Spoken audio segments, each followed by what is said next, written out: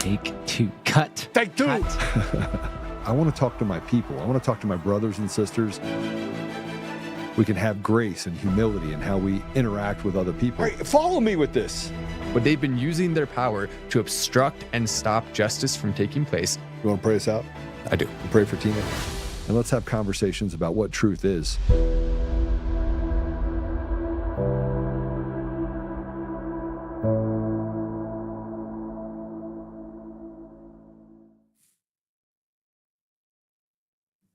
It's a beautiful day today. It is a beautiful day. Today is the hearing day. It is. For the habeas corpus, what's it called? Hearing for Tina Peters. And I was going to be there, but I needed to be here. So I couldn't be both places at once. And we're seeing if we can get the link so that we can play the link directly onto, so you guys can hear what's going on. That's going to change a little bit of how we publish things because I'm not sure. I know that there's media outlets that are grabbing us. Let's see if you can find it if you would. Please, Austin. But let's start there. So we have a guest that we're going to have on as well. But before we get to the guest, I want to talk about Tina Peters. She could be finding out that she is going home today. Be released. She won't get out today. Theoretically, it'll take a few more weeks to process. But today is the day that, and she's not going home permanently, at least until her case can be fully heard, her appeal. She was indeed acting under federal jurisdiction, under federal law, doing what she did. That violated state law, but federal law precedes that. So therefore, she should be free. Let her wait at home. And then when that gets settled, she'll be free permanently. There's no other way to do it, I see. I don't think there's any way to do that either. But then again, it's all about the pound of flesh. They know they're going to be overturned on appeal. There's no question. I cannot imagine any appeals court in the world allowing Judge Barrett to do what he did. Yep. Not one. So I think we're absolutely 100% in a place where they're going to overturn it. But that's why they want her to stay in jail. They want to maximize the amount of pain that they put on Tina Peters. So I do want to tell you, if you can go to tinapeters.us if you want to donate to her. Here's you can kind of see it here. Gold Star Mom to political prisoners, stand with Tina Peters. All of these funds go directly to help Tina Peters and her legal fight. So go to tinapeters.us, and if you can donate, please do donate. Let me show you this. Also, if you'd like to read the habeas corpus that the Ticktin Law Group filed on behalf of Tina, you can check it out on Untamed Truth. Let's see if we can just drop it into the comments so you guys can see it. And I'll put it on the socials as well. But here's the amicus curiae brief on American Rights Alliance in support of habeas corpus petition of Tina Peters. And it goes through, and the interesting part about this is that it spells out very, very succinctly why it's in the best interest. It's in the interest of justice to let Tina Peters out of jail.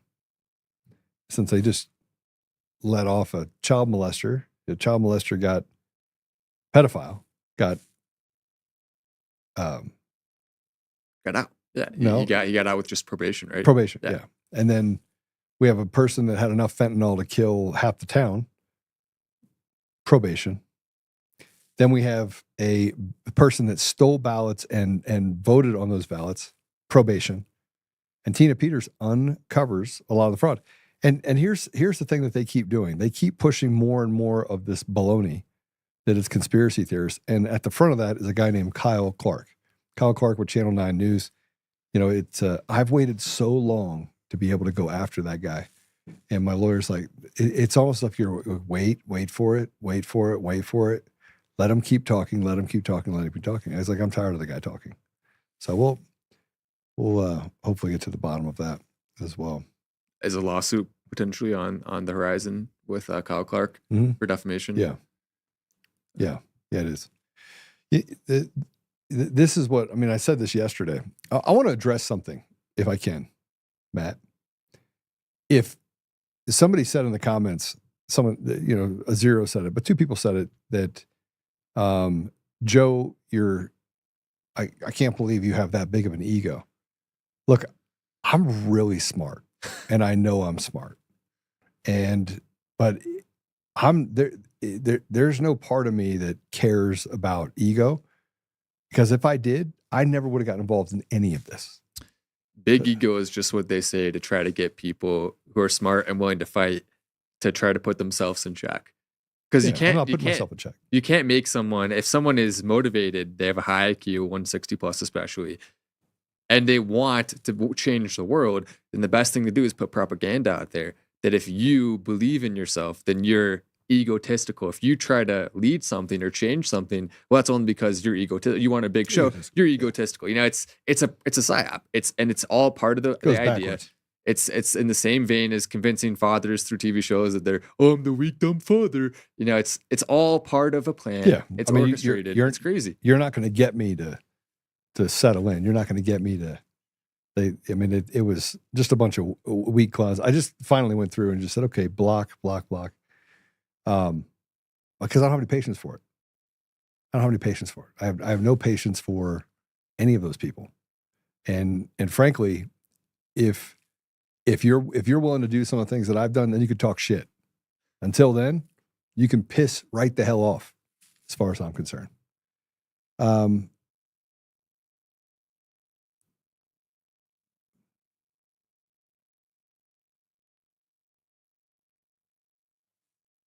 Can they hear you live, Austin?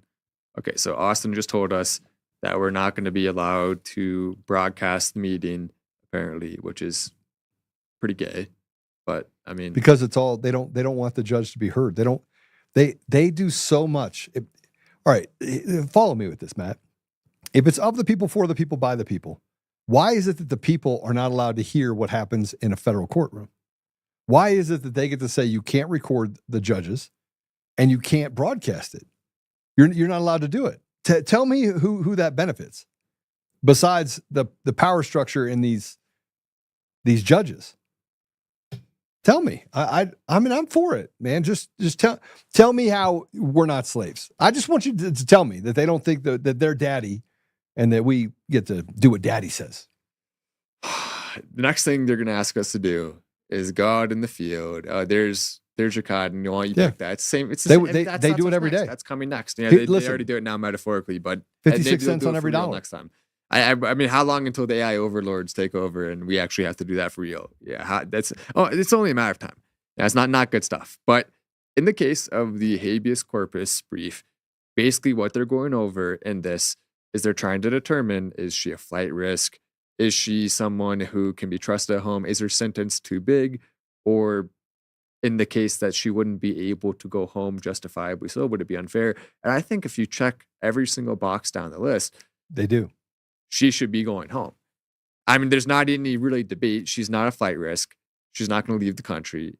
The only thing they have to worry about in the case of Tina Peters is maybe, just maybe, she'll say some things. She's going to speak out. That they don't like. And that's probably why they're not going to let it happen. Not because it's right, but because... I think that if they don't let Tina out, then it's an adjunct failure of everything that we stand for. We already know that they have no interest. They have no appetite to change the election systems. They have no appetite to get rid of mail-in ballots. And let me just give you you want to hear why? Shoot. Yeah, I do. Because there was a vote that only 6 people voted to not fund more money for Israel. 6 people. 6 out of 535 people. And really, if you break that down further, few of them just because they're Muslim extremists and hate America. Yeah. And then only 2 of them on Christian principles decide to vote against killing more babies. The fact that only 2 people in our entire government, when it comes to Congress, are willing to vote based on Christian principles is insane. So let's just say country. We're the United States of the Israeli Republic. We're the United States of killing babies at the moment. We're the United States of the faithless, godless, atheistic trash heaps. And look, it's not anti-Jew, right? Let's call it what it is. Let's call it what it is. They literally have told people, they've been out there telling people, we have control of America.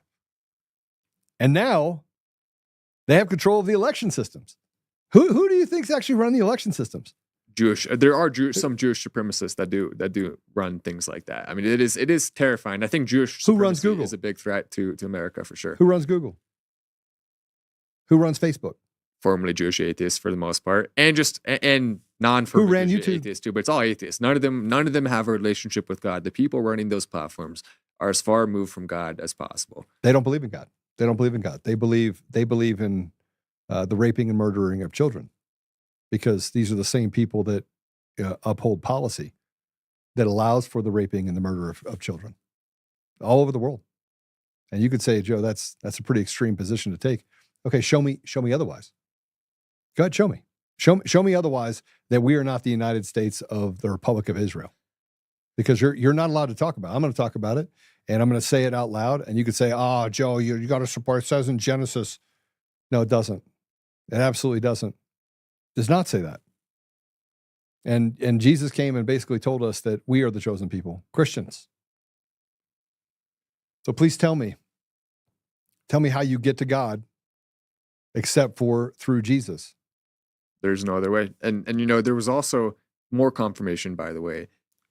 A4, throw that up there. This is an article going over. We're skipping A3? We are. Yeah, we are. I looked at it.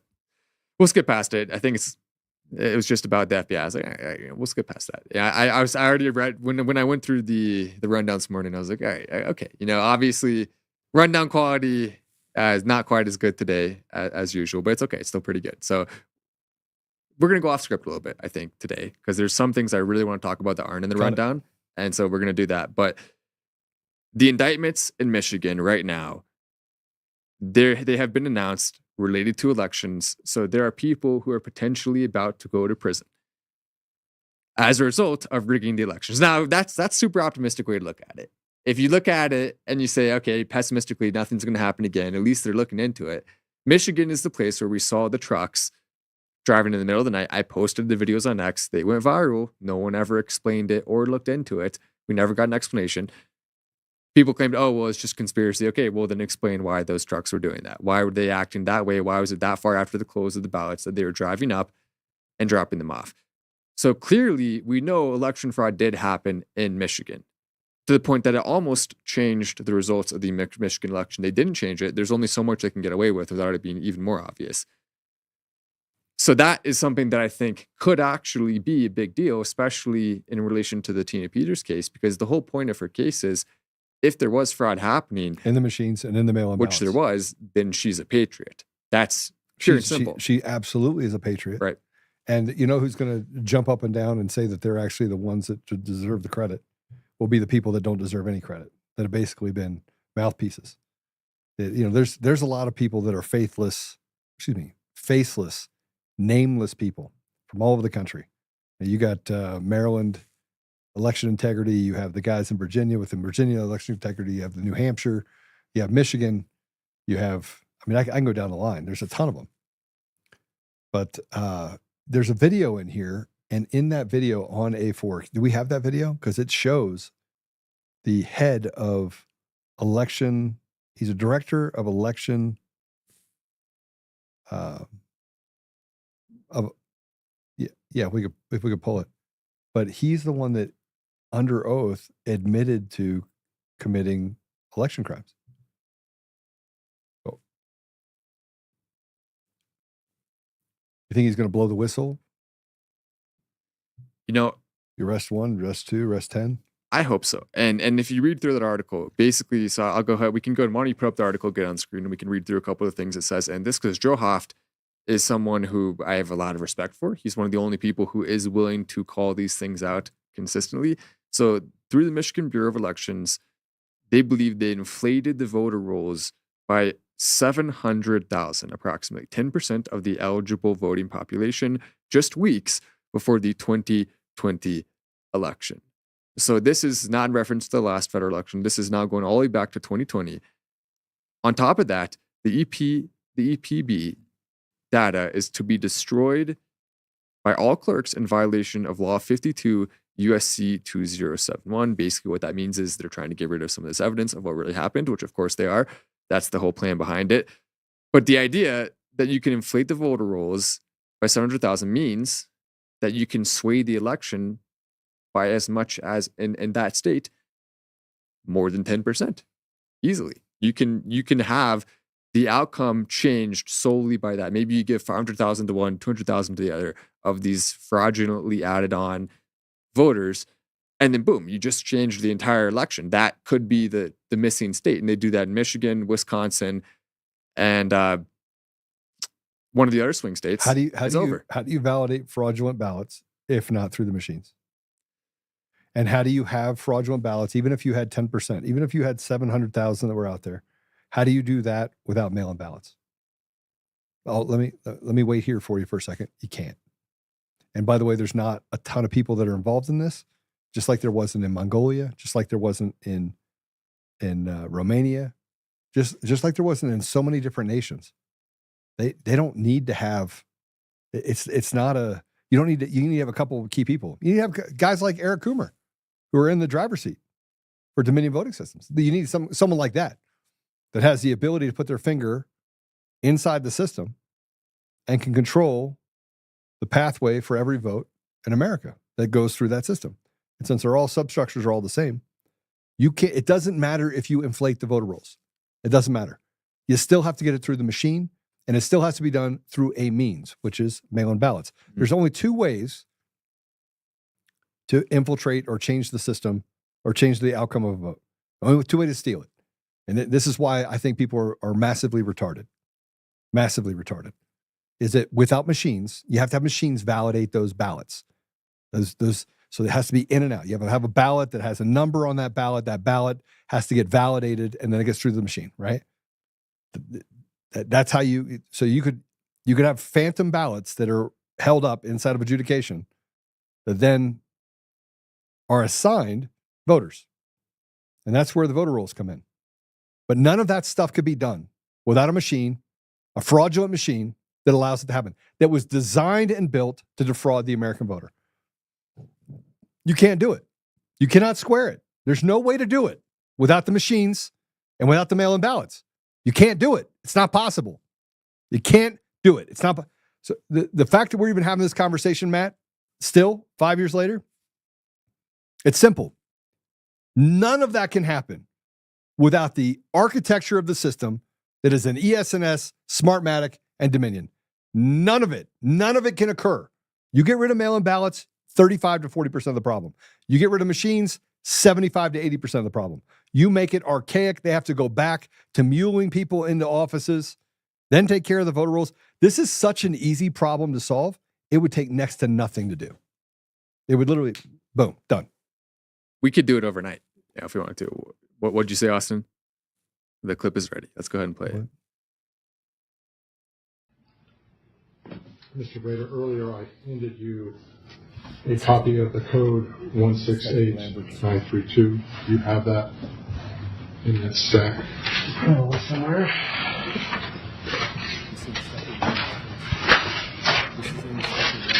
Yep. Okay. Is there any provision in this statute that requires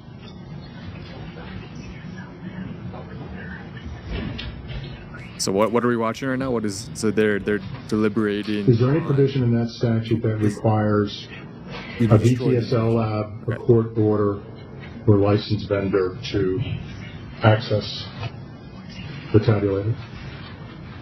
A VSTL, Voting System Test Laboratory? Yes. That is not referenced expressly in the statute. None of those three. VTSL, court order, or licensed vendor? No, none of those are referenced expressly in the statute. This is a weasel. Do you notice that all the people that are in government are weasels? They're weasels. Didn't used to be. Remember back in 1776 right. when literally they fought in wars. Many of them who signed the Declaration of Independence end up dying for that. most of them even had harsh consequences or died for doing that.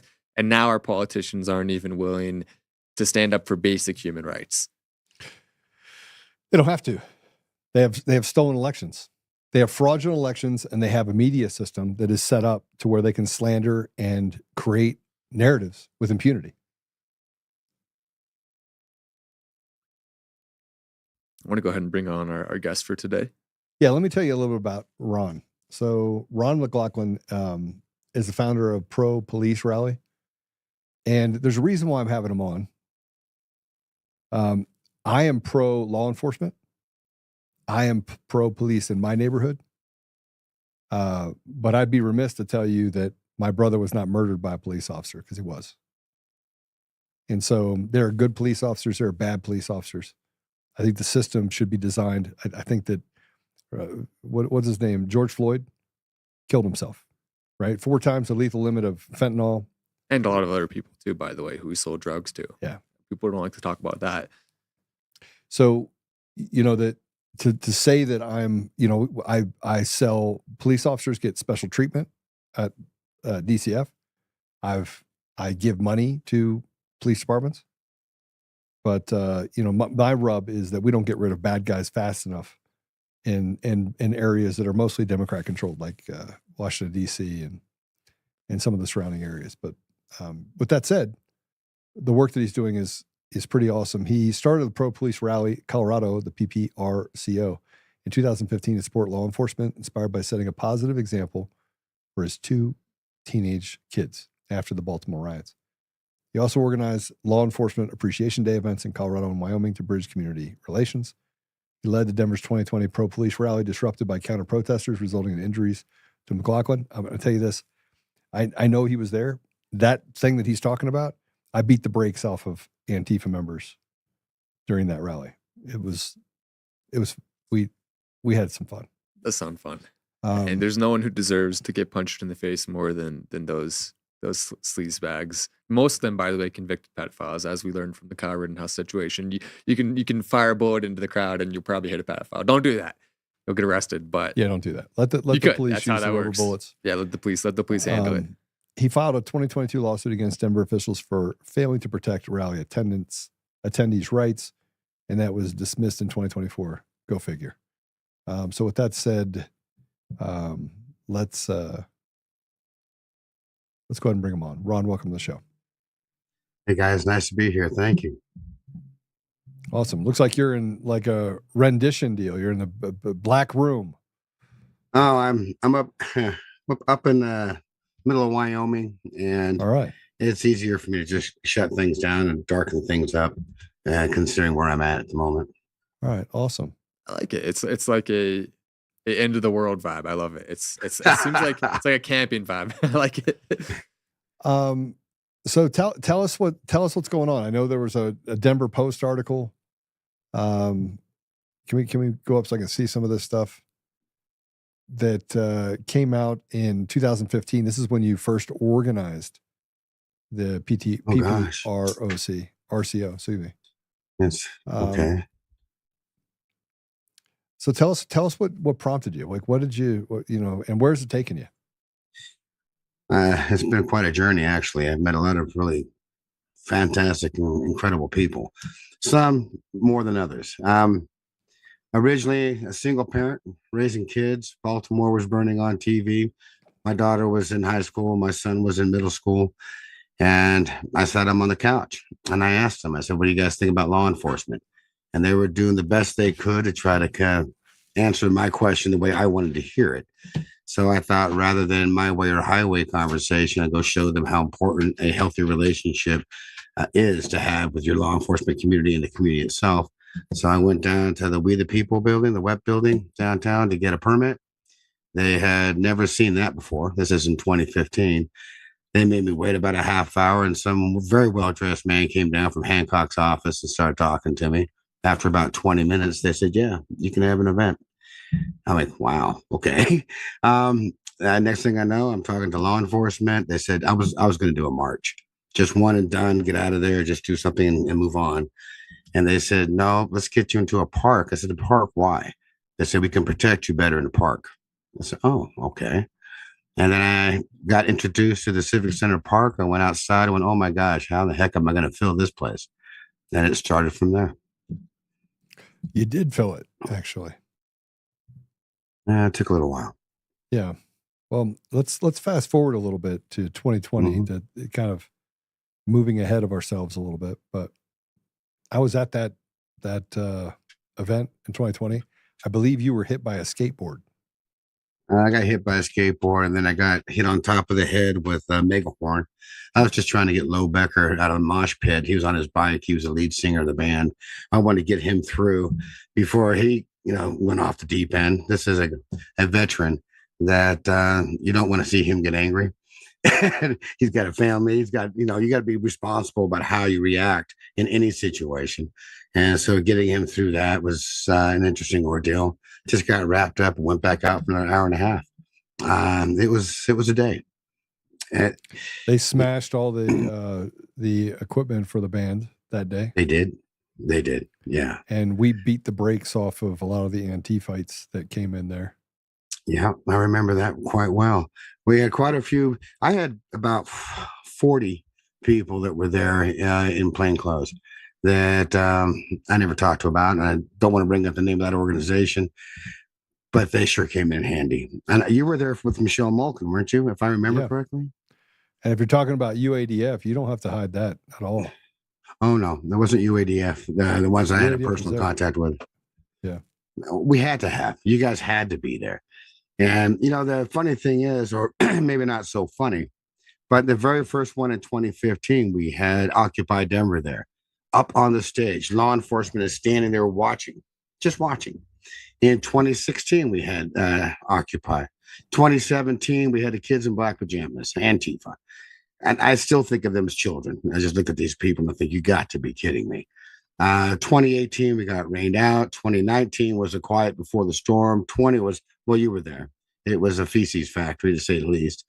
And then 21 had Oath Keepers, and Tig was there, and we had a fence up, and it's not what this is supposed to be. It was never meant to be an argument. But Denver's politics won't allow it not to be an argument. And I got to a point this year with because I pay for all this stuff. And not only this event, but the events in Wyoming, the events in Pueblo, Grand Junction, Colorado Springs, Castle Rock, Arapahoe. I've done 35 of these things since 2015. And I'm not a cheerleader. This is really about our Constitution. It's got to do with our checks and balances and why our municipalities are as strong as they are. And you can go all the way back to Black Lives Matter beginning, Trayvon Martin, Eric Holder, Barack Obama, and how that transpired, and eventually got Loretta Lynch out of her stuff from her relationship with United Nations through Rwanda, and the process in which we were going in our society, and we still are. This is actually Hegelian dialectic. This is, you create yourself an issue, and you want something you want to control. So you create an issue with what you want to control. You become the victim of that issue that you want to control. And eventually you become the savior, the antidote for that. And now you've got control. And that's what's been going on. And it's about the strengths of our municipalities. You can date this all the way. You can date this back to the Patriot Act and the fact that they blew up buildings and then said, hey, we can protect you. We're just going to take away your rights in order to do it. Right. And I mean, look at our court system. If you go in and you say, yeah, all right, I screwed the pooch on this one, all your rights are gone. They're gone in our court system. You don't get to retain any. So yeah, either you have to go completely not guilty, or you completely hand over all of your rights. I mean, it's the layers are deep and they're everywhere in our society. For me, what we need to really do is really concentrate on getting control back of our law enforcement community. Now, I listened to what you had to say earlier, and I'm really sorry to hear about your brother. I've met some really good law enforcement officers, and I've met some people I think, gosh, how did you get a badge? I mean, it's in any profession in which you have out there, but you don't throw the baby out with the bathwater. Well, I'm just gonna. I don't agree that you throw the baby out with the bathwater as well. And I'm pro law enforcement. Mm-hmm.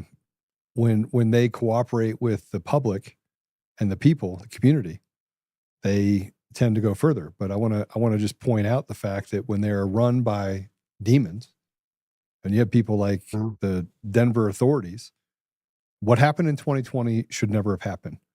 They should have beat the brakes off Antifa. We shouldn't have had to have.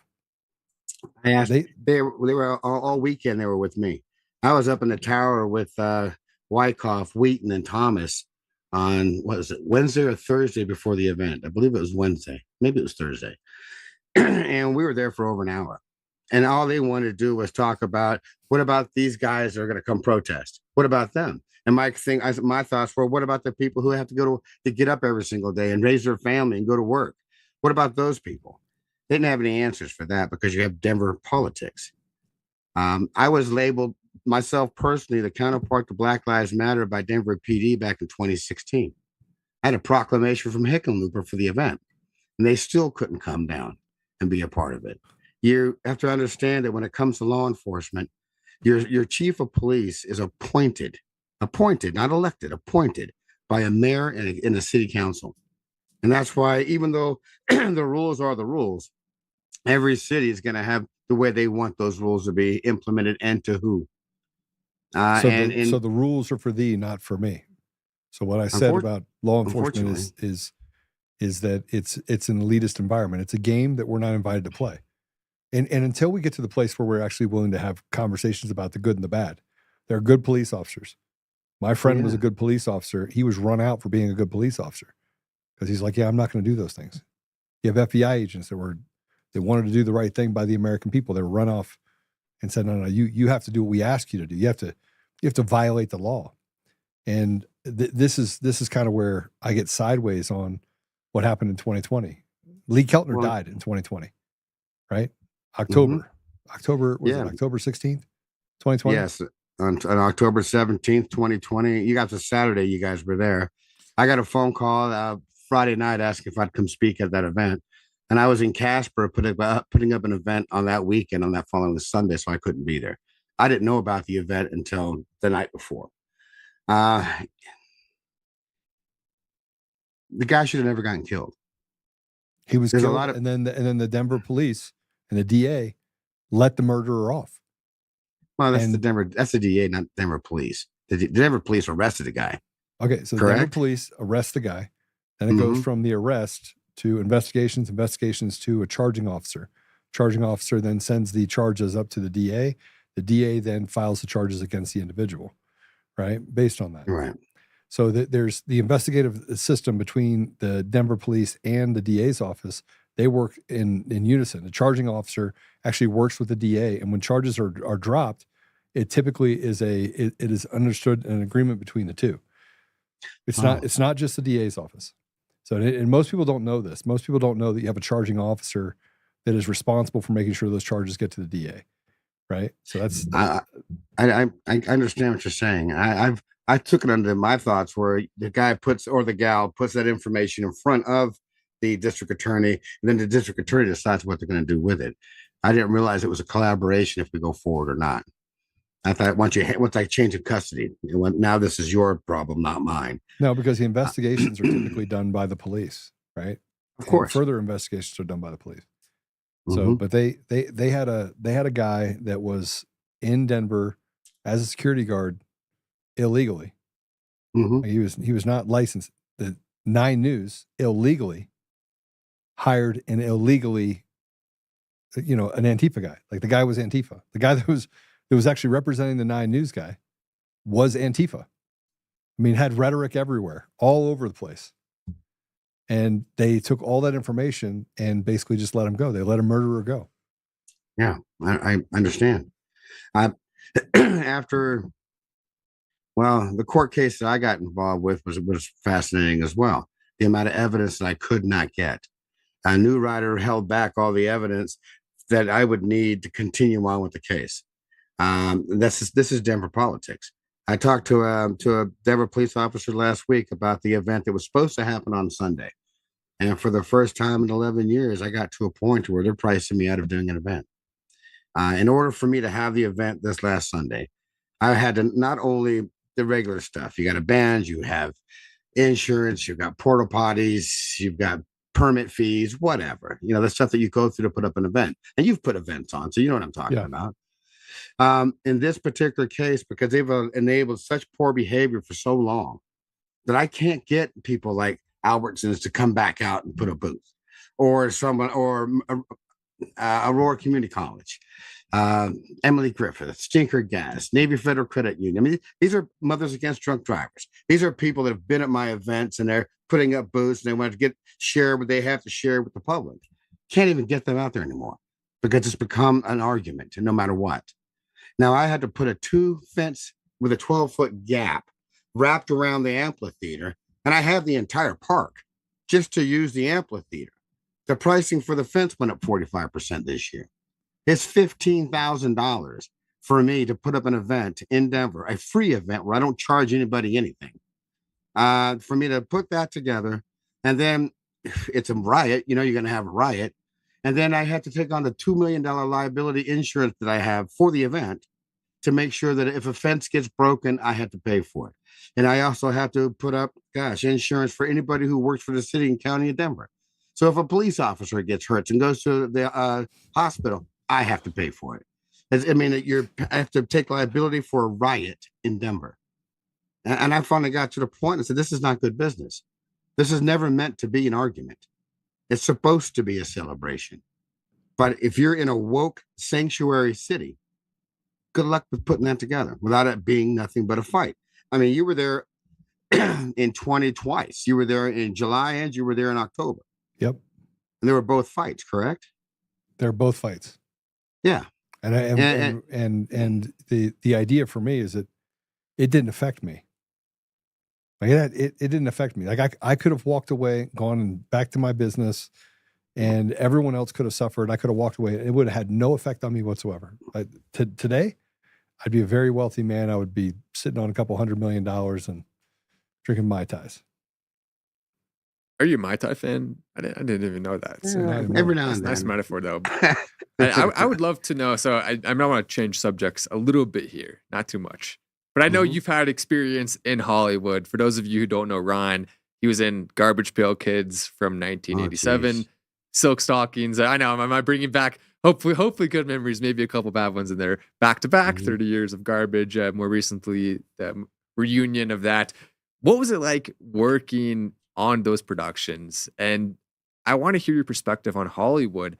Are they way more evil now than back then? Have they been that evil the entire time? Are the satanic pedophile cults real? We'll go there too. I would love to hear some of your thoughts on that as well. We just took a right turn. We have you here, Ron. I want to hear all about it. I'm sure you have a very unique. And we can talk more about the police stuff too, because that's also good. But I want to hear about this. I'm super curious.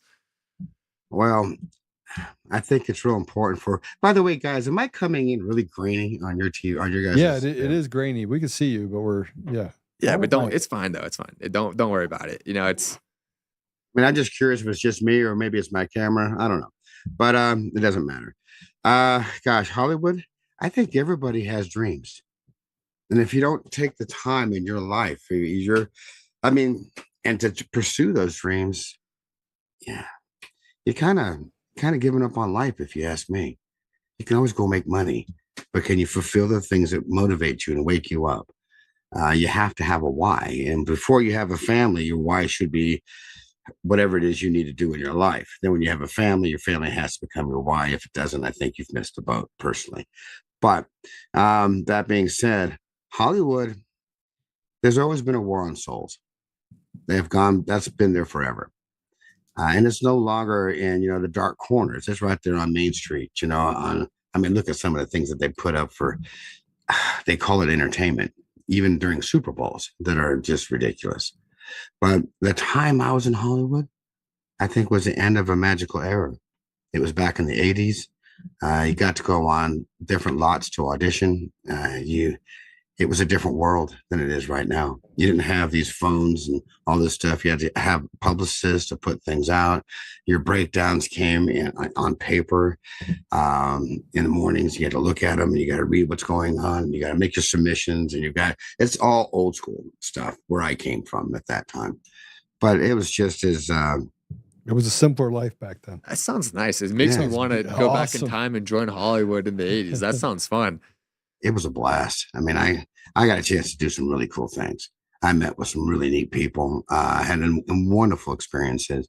Got a chance to go to Europe when I was 30 to try to discover what is art. I lived in the West Indies, studied with Sandy Meisner. It was everything I wanted it to be. It was. And the only reason I left is I had to find my kids, get to court, establish rights, and be a father. I chose my kids over Hollywood. That's why I left Hollywood. You got out just in time, Ron. I think if you'd stayed a little longer, it may have gotten you. Hopefully not, but it's gotten a lot of people. I'm assuming not at that time, but did you ever witness anything in your experience that was evil or was along the lines of some of the conspiracy theories that are going around? Many of them are true, but I would love to hear that if you did have any experiences that were pushing the edge. I mean, I know it was back in the 80s, so maybe it was better back then, but I would still like to hear that. Well, you guys keep bringing up Epstein Island. Have any of you guys ever been to like a Hollywood party? I mean, like that kind of a conglomerate of people that have all kinds of name recognition. You have? Yeah, John? I have. Yes. And several times, many times, actually. Well, it's an amazing process. People think that just because you're at that party that you're involved in something that's nefarious. Not necessarily. No, a lot of times around you just can't see it. Yeah. You've got the first layer, and that's eye candy and distraction. So you got a bunch of young people, usually, trying to make a name for themselves one way or another, having a few cocktails, and who knows who they're going to meet. And then you go to the next layer, and you have some executives, so to speak, or people with name status. You go from, let's say, 500 people in this area, you go to maybe 50 people up in this area, and then you go to the top room. In the top room, you might have 20 people. And you can't even get bodyguards up inside there. I've been in those rooms. I was a bartender at that time, and Barry Gordy Jr.'s wife threw a party, and I got to go be the bartender up in that room. And there were no children, nothing like that. I mean, gosh, heck no. But there was a bunch of nefarious garbage going on with these adults in that room. It's like, wow, I can't believe that's what you guys call partying, but that's the layers.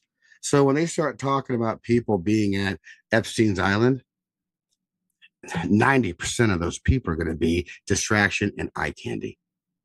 There's only a very small group of people that's going to be put inside some place.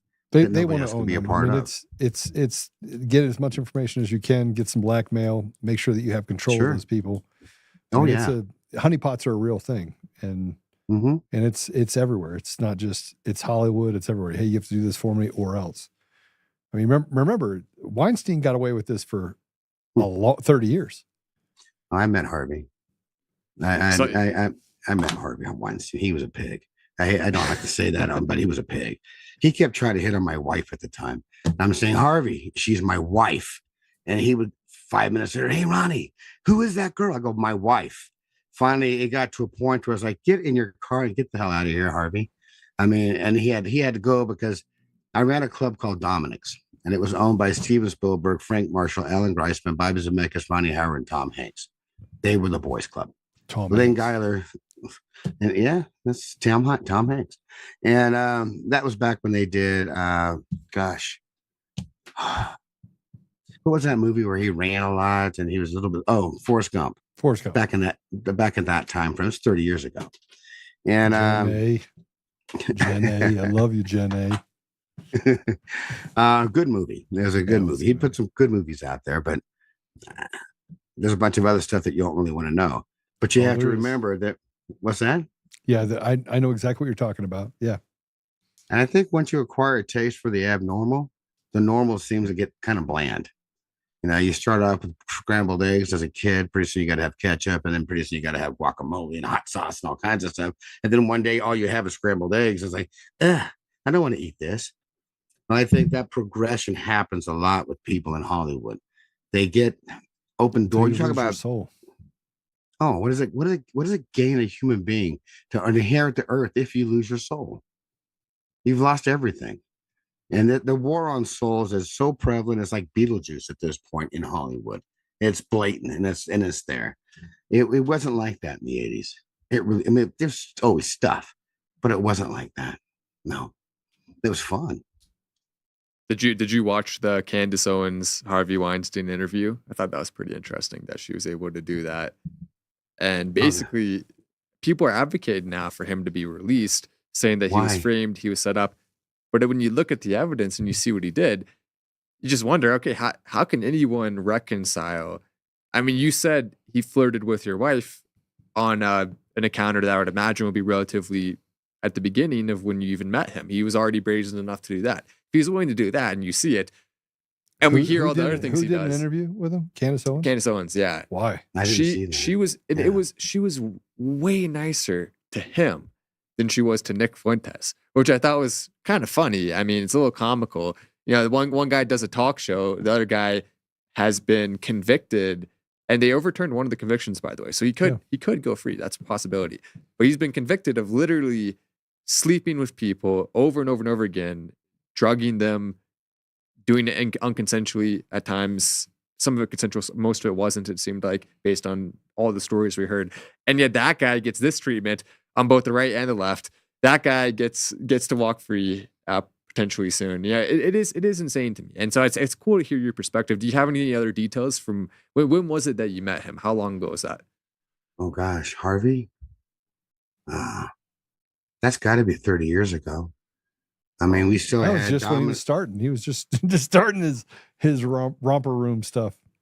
Oh, I remember him at the Academy Awards that year, and he was receiving some award, and I thought, you got to be kidding me! His acceptance speech, he's admonishing his children on the stage while he wants to go off and party. And I'm like, what kind of person is this? Let alone the interaction with my wife and other times that he would come in. There were a lot of really neat people I got to hang out with. I got to play pool with Paul Newman. He would call up and say, Rackham. And he went as PL at that time. That's what he would go by. He was doing Haas Newman racing and working with Michael Brockman back then. That was a lot of fun. Hanging out with Tom Henley and Tommy Waits, Don Henley and Tommy Waits. Tommy Waits, oh, that guy was so cool. It's like the other side of the pillow. What a great guy, you know. He was just an absolute pleasure. It was, you know, stepping stones, part of your life. What creates who we are in our lives. But wouldn't want to change those memories for anything. Isn't it interesting though? You know, you mentioned some of those guys who were good guys, equally talented, if not more talented, I would imagine, as actors. I haven't seen a film with him particularly, but the ones who are the most evil that you also met and mentioned, they're the ones that rise to the multi-million-dollar fame, the significant prominence that lasts for decades. And the good guys are the ones who get throttled out. Yeah. Oh, we don't have enough black men on you. We're not going to give you the role. We're not going to hire you as the producer. There's not enough black men on you. You're not part of the club. So it is super fascinating to hear your perspective on that, because it kind of paints the overall picture of how the whole Hollywood system runs. It's designed for the very worst people to rise to the highest positions. Well, it's nepotism in many cases. I've met a lot of people who've done really well in life, multimillionaires. And the ones that are self-made, a lot of these guys are really cool people. They understand the grind and the struggle, and they go through a lot of ups and downs, and through the wins and the losses, there's a lot of humility. Paul Newman was an incredible man. He's a very humble person, as big as of a star he is. I wrote a TV series for Ricardo Montalban about his house. Great guy. I mean, him and Georgiana, Loretta Young's sister, his wife, great people. But when you start getting into the nepotism, this next generation, or the generation after that, a lot of times those apples don't stay that close to the tree, because you haven't earned it. It's not something that you put into sweat and tears. Earlier, Joe, you said something about if you haven't walked down, basically, just retrospective, you haven't walked a mile in my shoes, I don't have time for you, basically, is what you were saying. And we all have our own set of shoes. Yep. But I think the point is, nobody can walk in anybody's other shoes. But do you get up and do you go? Do you have an action plan? Do you wake up in your morning and figure, what can I get done today? And what's motivating that? And if you don't have that in your life, damn. I mean, who wants to wake up without that? You know, how do you? I won't want to know. I don't want to conjure that. You have to have that, and I understand exactly what you meant when you said that, Joe. And I couldn't agree with you more. you get a lot of people talking about places and things they've never been, they've never seen. They've got a headline. I mean, if you haven't been to Pompeii, I don't think you should talk about Pompeii except for, hey, I read a story about Pompeii. Why don't you just go? Yeah. Get some prosciutto and melon when you're there. Yes. I mean, I used to say this about the Middle East. I was a massive rub from 2008 to 2013. That's before the awakening in the United States. And I would talk about things that I went and saw in Africa and the Middle East. And I spent a lot of time there. And I would come back and say, yeah, you're totally off base on the Muslim population. And they would get pissed off at me and say, oh, you don't know what you're talking about. They blew up the World Trade Center. I was like, no, I don't think they did, actually. And I'd go through all the stuff that I learned overseas, being in the room. You want to talk about having a seat at the table? I was at a seat in so many tables and was able to see information. And it made me go back and say, nothing is as it seems. Oh. Nothing is as it seems. And so... And seldom is ever just one thing. Yeah. It's always a combination. Always. I didn't mean to cut you off. Sorry about that. No. That's why I said the stuff I said about my brother and him dying, right? Two things can be true at the same time. Right? You can have two conflicting things that are true at the same time. One, you really want the community to be safe and the people in it that are, policing our environment to be safe. And at the same time, you want people that are bad to be held accountable on both sides of the policing and on the community. And I think I agree with you. And the police should not be a part of any political conversation, period. They should not. They do not ask you, who did you vote for before they help you find your missing child? But the politicians, as you said before, we got a lot of hat, not a whole lot of cattle when it comes to the people we have in politics these days. I was talking to, if I can remember her name, a couple of years ago in Douglas County. We're doing an event. It'll come to me, and she was running for an office at that point. And I asked her, when are we going to get past the what's it called, popularity contest? Yeah. And when are we going to put somebody in a position to where when the doors are closed and we got to get this done, we'll get this done. Yeah. When does that happen?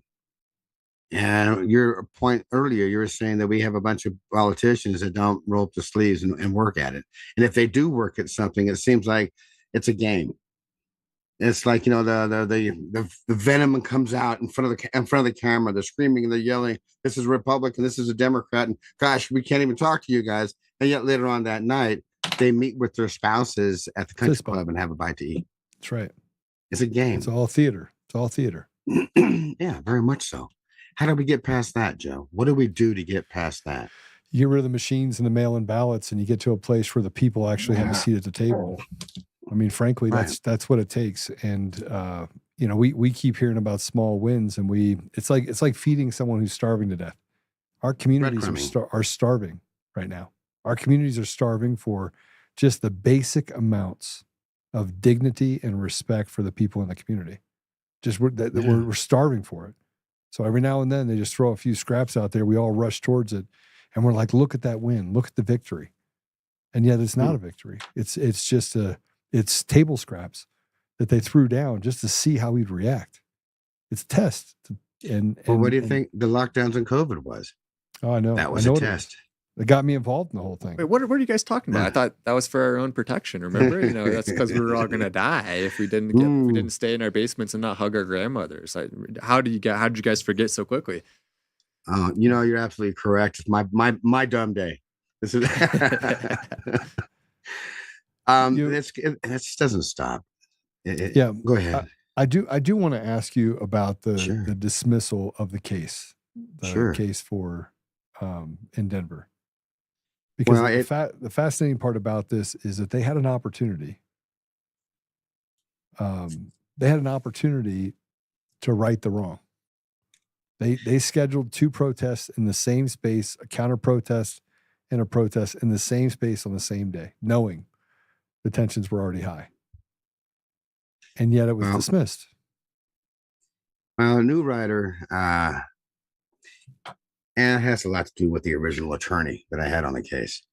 To be quite frank, I don't want to go into names.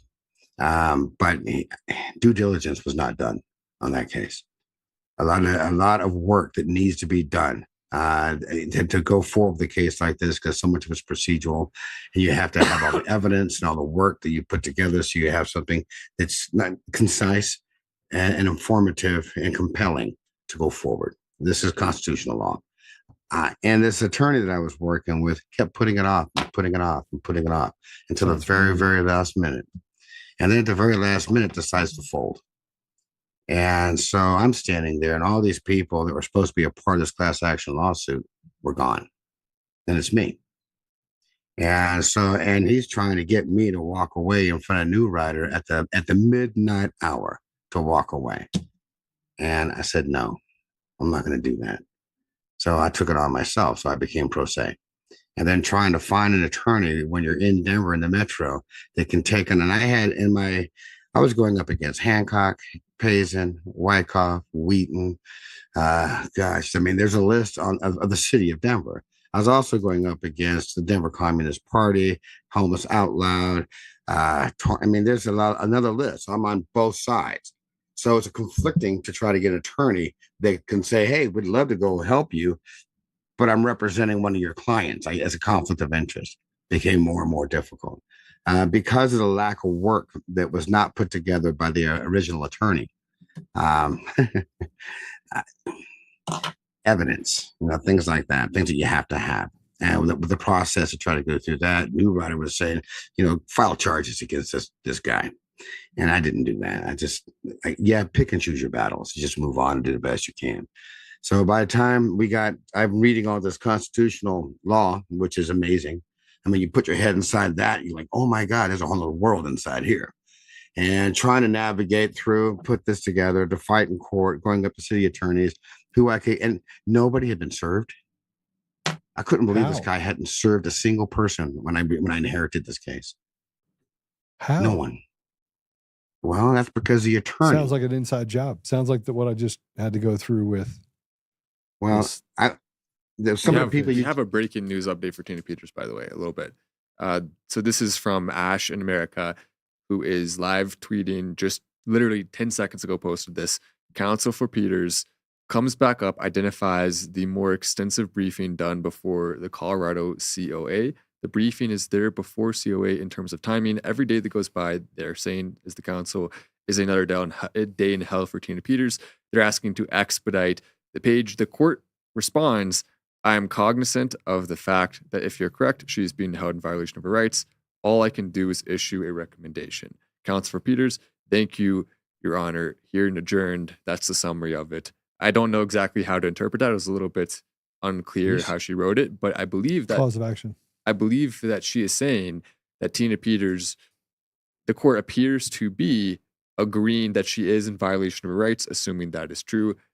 This could be. I don't want to celebrate before we have the party, but this could be the first indication that maybe we are going to get a ruling in her favor, and she will be going home.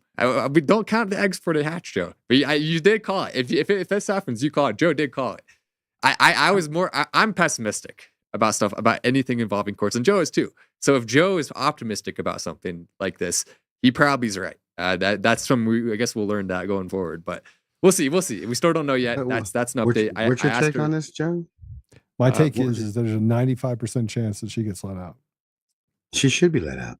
Yeah, she should be. And if it doesn't, if she's not let out, then I think President Trump's going to use a strong arm to get her out, and that's going to be very, very bad for the people in Colorado, because that means that they're going to be on the radar, and he's going to arrest a bunch of people. Now, I can't say why I know these things, but I think that that's the ultimate outcome. Well, you've been immersed in this for so long that your intuitiveness is going to be a little bit different than someone who's just, scraping the front page. That would probably be why you're intuitively seeing something. Have you ever met Tina Peters? I pay for Tina Peters to live. I pay for her house and all of her bills to make sure that she doesn't lose her livelihood while she's locked up. So I've done that for a couple of years. Yeah. And she's on the network, which she can't do right now. They won't let her do any of the network stuff. But so I know Tina very, very well. I don't know her very well. I've only spoken to her a couple times on the phone. And about an event I was doing at Grand Junction a few years ago when she was going through all this stuff, when it was first pulling up. How many attorneys have she's switched attorneys a couple times, hasn't she? Yeah. So the really good attorney was, his name is Michael. He was the really good one. He was the first one that was hired. And then because of some really bad people that were giving bad advice, she switched from that attorney to another set of attorneys who were really bad. They switched to another set of attorneys that were even worse. And then well, one of our first sets of attorneys and Tina and I have that in common. I'll put it that way. From this case. Well, I can tell you that if we probably should compare notes, because I can tell you right now that there's some really bad lawyers out there. Yes, there are some really bad lawyers. And I don't think people understand just how much a lawyer can set you up. A lawyer can neglect to do a few things and then cause you an immense amount of pain. And then procedurally, you're in violation, which we can't come back on because of what that attorney does. Now, finding an attorney to represent you, I know because I just went through this for a malpractice, is difficult. Now, in my case, it wasn't that difficult. It was relatively easy. But most of the time, it's difficult to get that circle done for a malpractice suit because no lawyer wants to go up against another lawyer. And well, they don't exactly post a record either. No, you don't get the wins and the losses, and how many times have you gone ahead and plea bargained? They don't give you that. They just tell you how wonderful they are, and then and you can afford this. While we're leaning your house, and hopefully you get something done, and maybe you do, maybe you don't. It doesn't. It's always going to be a bit of a shoot. When it comes to getting a lawyer. I wish they were more forthcoming. I wish we could get more information about the lawyers before we actually hire one. Well, the judiciary is rotted to the core. And that's one of the things we need to understand. It is rotted to the core. And if we can't get to a place where we can fix that, I said this yesterday. I'm already convinced that you can't change anything if they don't want it changed. The people have zero say in what happens. We have zero say. They predetermine outcomes. Judges have conversations with lawyers, have conversations with people outside the bench with like, well, how do you want this to go? Oh, okay. Yeah. Okay. I'll throw a couple monkey wrenches into the case. That's our judiciary today. Well, that sounds a lot like Hollywood, actually. Yeah, I was about to say, in many ways, you've about the same chance of finding a good actor. You're one of them, Ron, as you do of finding a good lawyer. It's not my mom's. I would like to think is one of them as well. So as a lawyer, so there's not that. Those are two industries that you have to really look hard to find some good people. There are some, but it's a lot. I was invited to Bohemian Grove twice. Both times I was like, well, what is that? So, and I did not go. What is Bohemian Grove? It's really bad. And they told you, just come and then just say afterwards we didn't go. And I'm just kidding. I mean, look, it's real. It's a real thing. And they really do bad stuff there. If you go, really you're going to get caught in. You can't help it. Even if you don't do anything, they will find a way. They'll drug to get you. Yeah, drug you and kill you. You'll end up face down in a puddle. It's like 1 inch deep, drowning, drowned in a puddle, 1 inch deep puddle. Yeah, I hope you continue to do. I'm gonna let you kind of wrap us up, Robert. I hope you continue to do the pro-police rallies and that people start to rally around the community. I don't know how we square it, though. I'm just going to tell you, I don't know how we square it. I don't know how we get to a place where we've come so far and we've seen so much. It's hard to unsee it. It's hard to unsee the conflict in politics and how it's influencing how we look at our own community. We're divided in 100 different ways. And it's become so polarizing that now we can't even have the conversation. You can't even talk about it. It's not even debatable. It's I think, I think a lot of it is a fight, and it shouldn't have to be, but it is.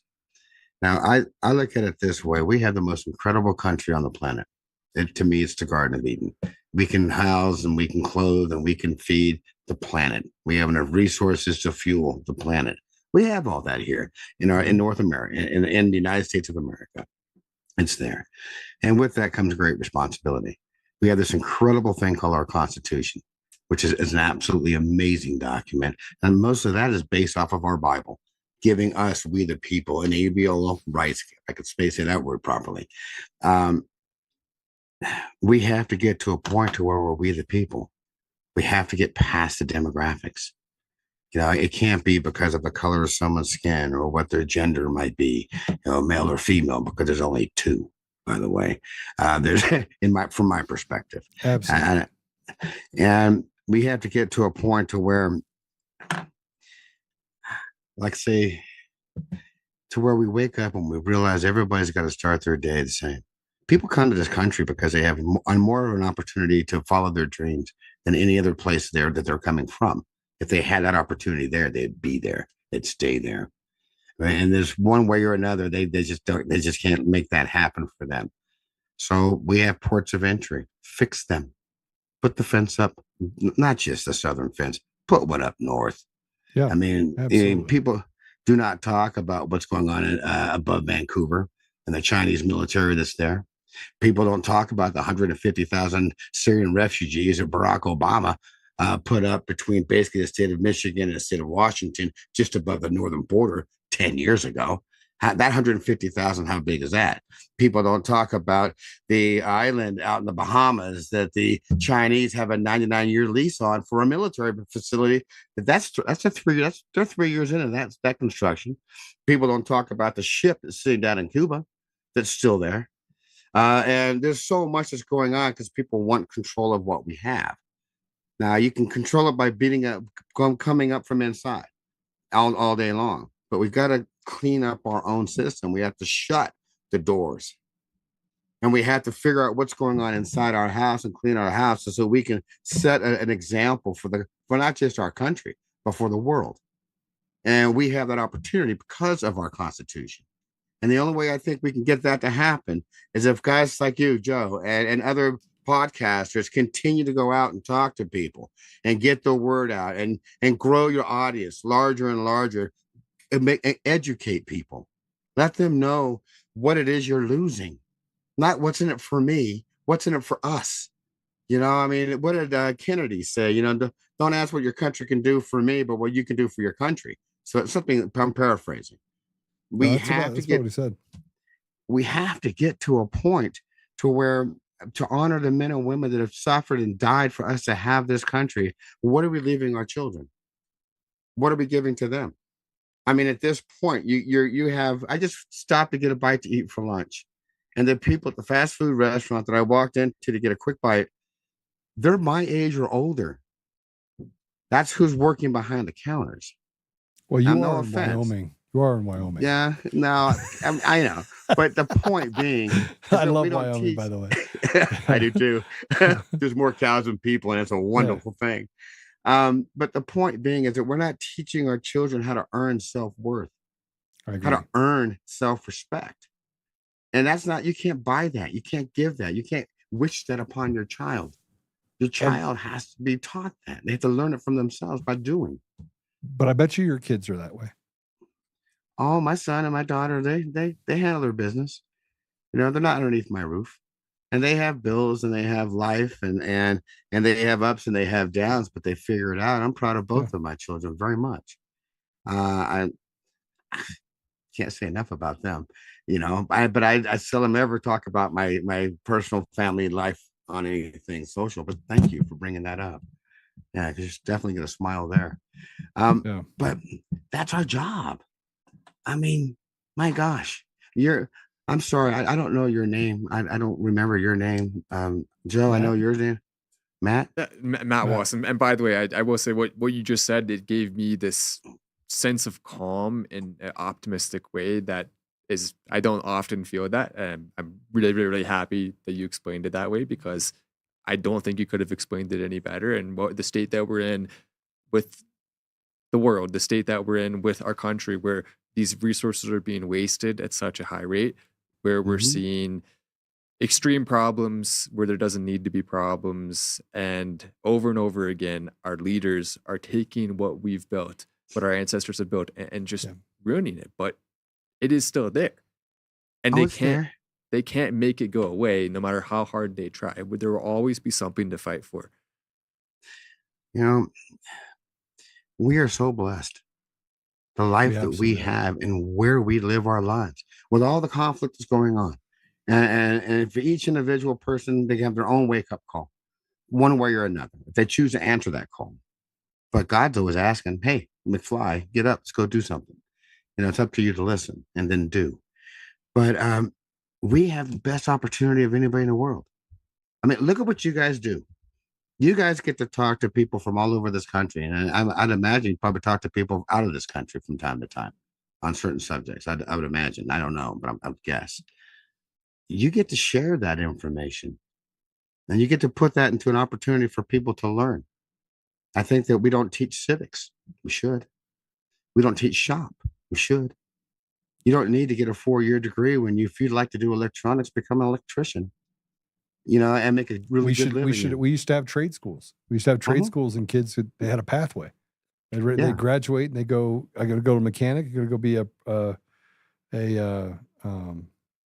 protege or a apprentice, and you learn. And then you go take your ASC certifications and get your mechanic certifications in different areas, and away you go. Then you end up making a healthy living. And we did it for electricians with journeymen, and we did it with plumbers. And, now these guys are, you can't find them. You can't find places where you can teach these young people.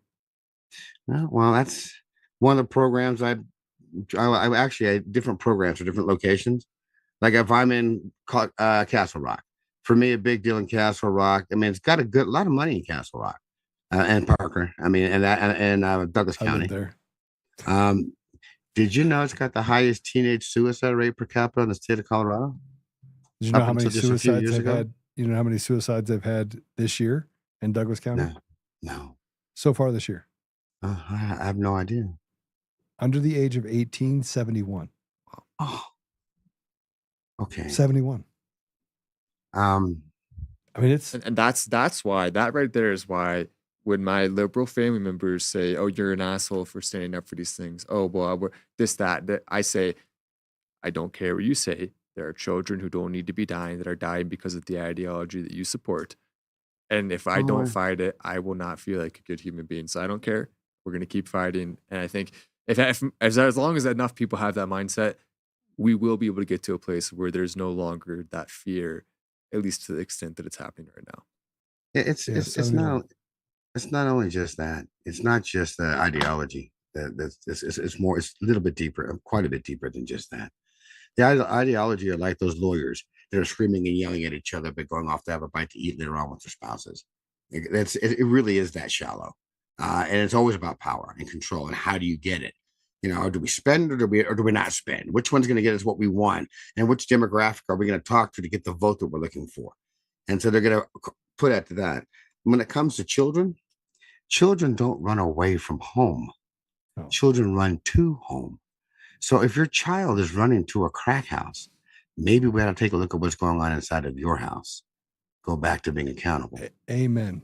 And if you've got the most money, and why are the children killing themselves?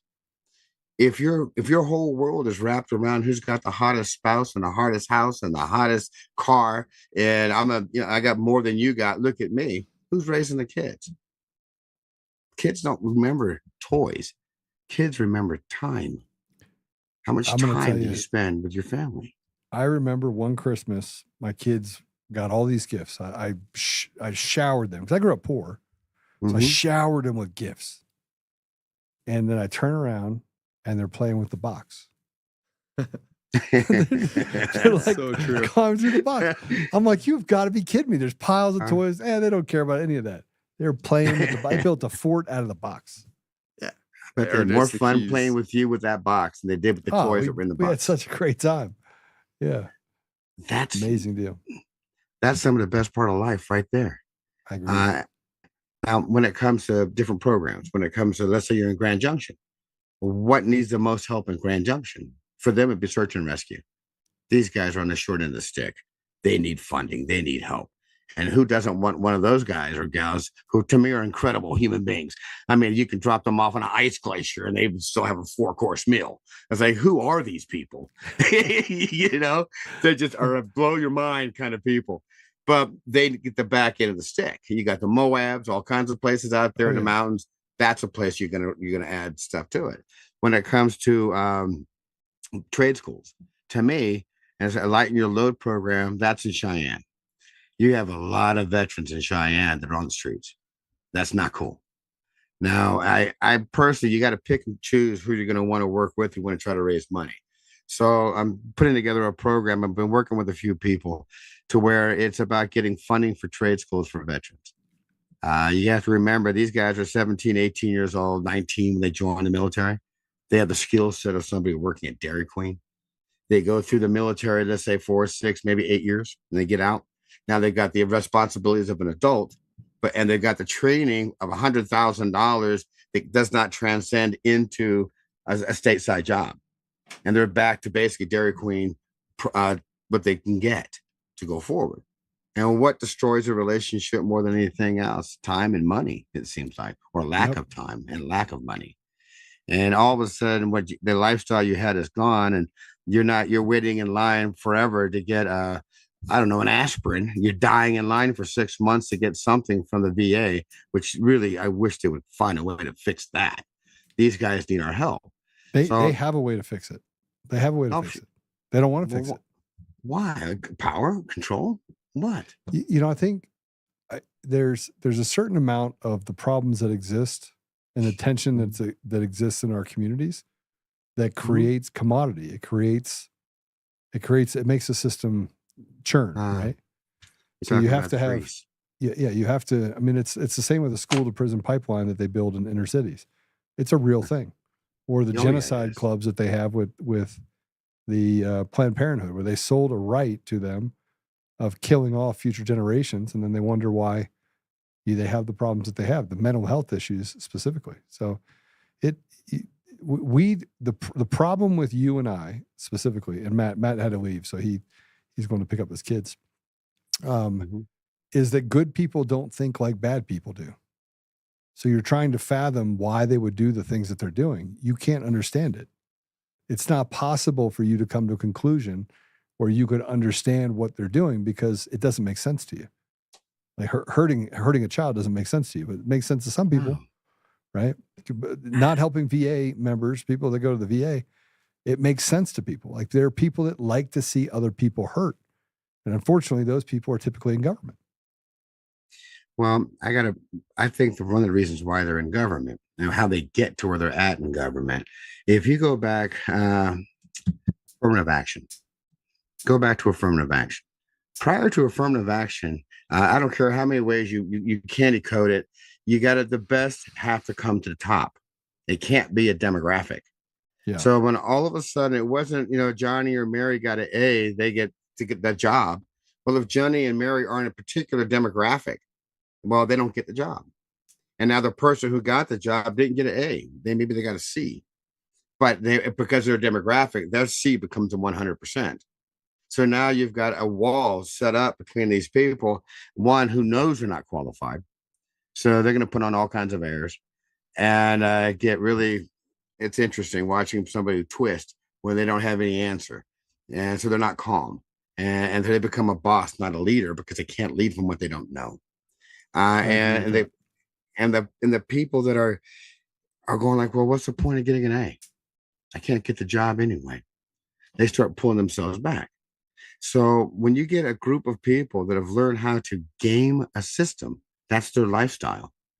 But now those people are the ones that are in charge. Those have gamed a system. They don't understand the system. They won't work the system. They don't live the system. Because of that system is compromised. And we have a lot of people in politics that have learned how to game it. We have a lot of really bad lawyers that are in politics. People that you wouldn't want them to handle your parking ticket.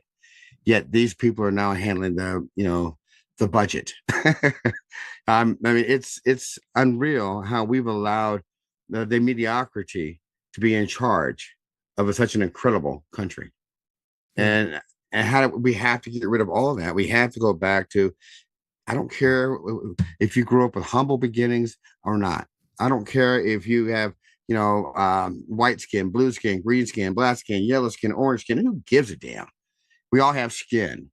We get past that garbage and we get down to who's the best qualified for the job, and let that person get that job, male, female, whatever. Well, there's no whatever, male or female, get that job.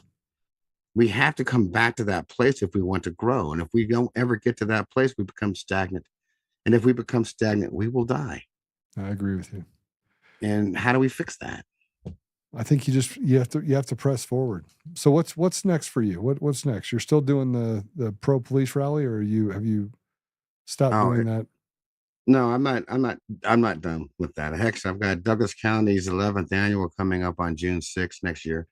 Okay. I'm in debate on whether I'm going to do one more before the end of the season. Right now, I have an option, this thing on the table. I have to decide on that.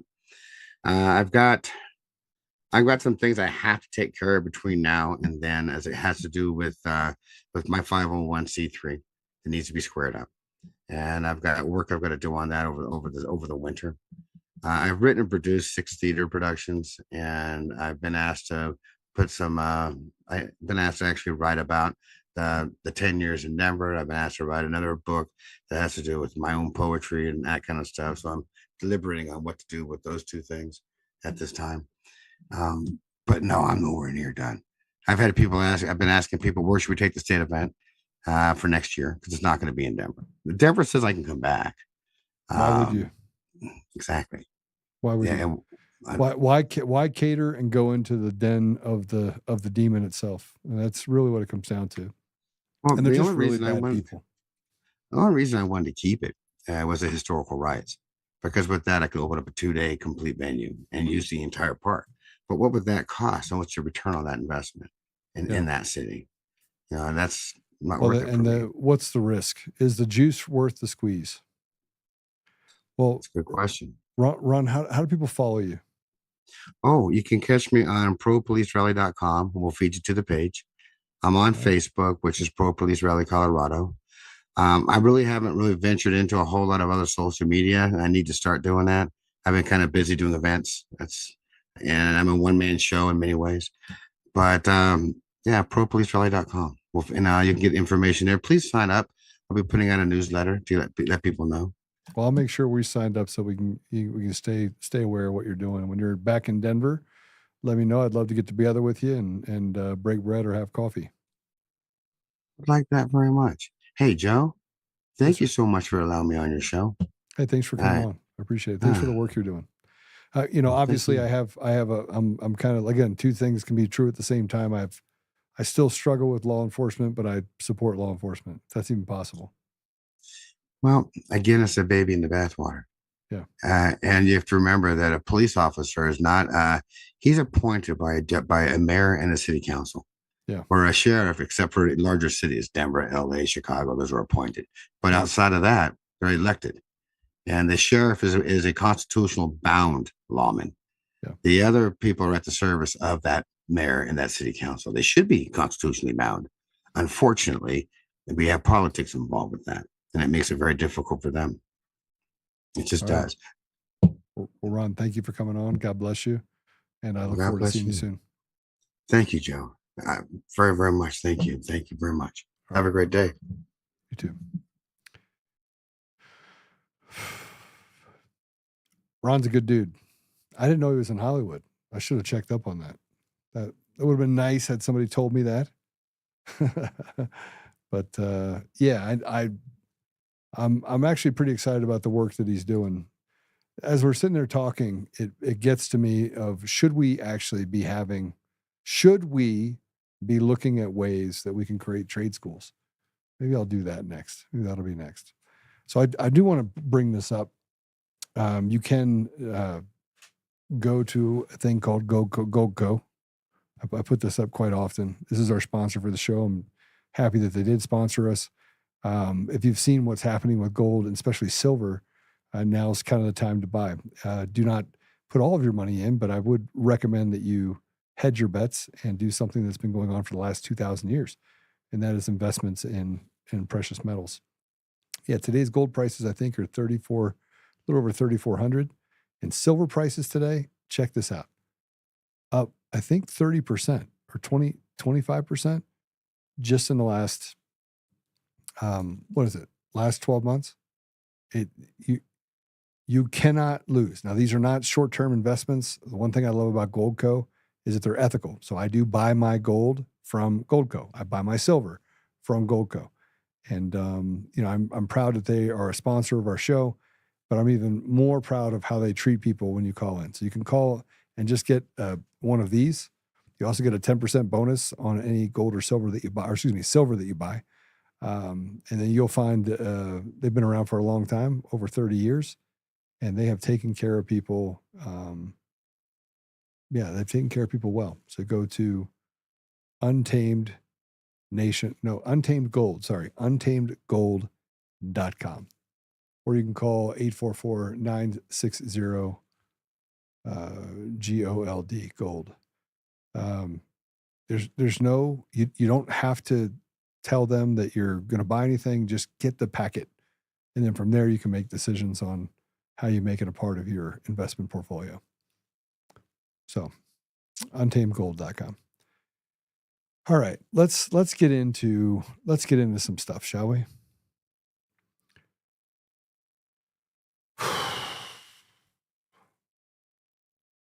Yesterday was a tough show. I'm going to have more guests on. We're going to have more guests on. Yesterday was a tough show, and people were like, "Oh, you had Tori on. That was great." I had people that criticized me because you wanted to hear more about the thing with David Clements, with Professor Clements. And it was an open door to let's just pile on. Frankly, I don't care about people who want to pile on. This is not some schoolyard brawl. David Clements is my brother. He's always going to be my brother, and nobody is going to disparage him on my show. So I'm sorry if that offends you.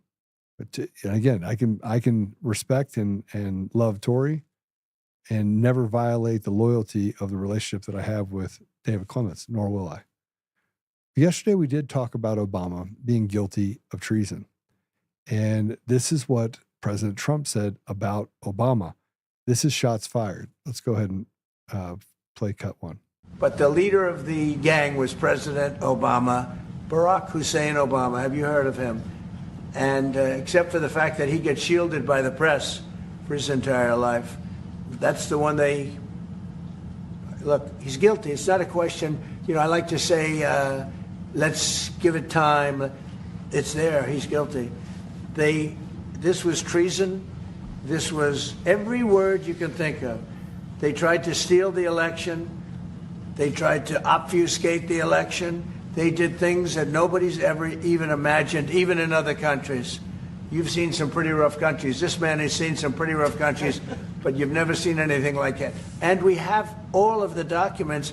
And from what Tulsi told me, she's got thousands of additional documents coming. So President Obama, it was his concept, his idea, but he also got it from crooked Hillary Clinton. Crooked is a $3 bill.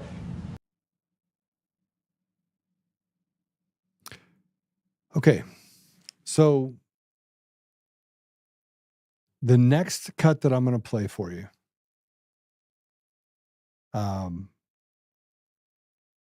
actually, let's play this first. This is what he said about Obama being caught cold, and then we're going to talk about some people that I've been talking about for well over a decade, and it's going to come out in what he said there as well. So let's play cut two.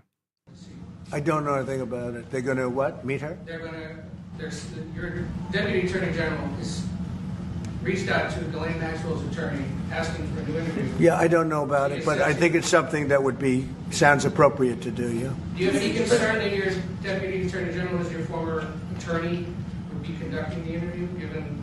No, I have no concern. He's a very talented person. He's very smart. I didn't know that they were going to do it. I don't really follow that too much. It's sort of a witch hunt, just a continuation of the witch hunt. The witch hunt that you should be talking about is they caught President Obama absolutely cold, Tulsi Gabbard. What they did to this country in 2016, starting in 2016, but going up to 2020 in the election, they tried to rig the election, and they got caught. And there should be very severe consequences for that. When we caught Hillary Clinton, I said, you know what? let's not go too far here. It's the ex-wife of a president, and I thought it was sort of terrible. And I let her off the hook, and I'm very happy I did. But it's time to start, after what they did to me, and whether it's right or wrong, it's time to go after people. Obama's been caught directly. So people say, oh, you know, a group. It's not a group. It's Obama. His orders are on the paper. The papers are signed. The papers came right out of their office. They sent everything to be highly classified. Well, the highly classified's been released. And what they did in 2016 and in 2020 is very criminal. It's criminal at the highest level. So that's really the things you should be talking about. I know nothing about the other, but I think it's appropriate that they do go.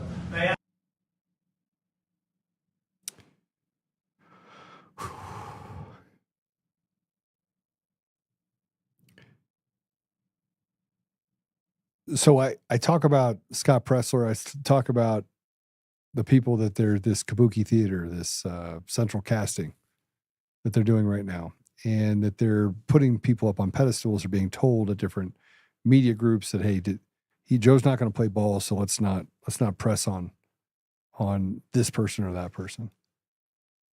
One of the things that I've been talking about for over a decade is a person named,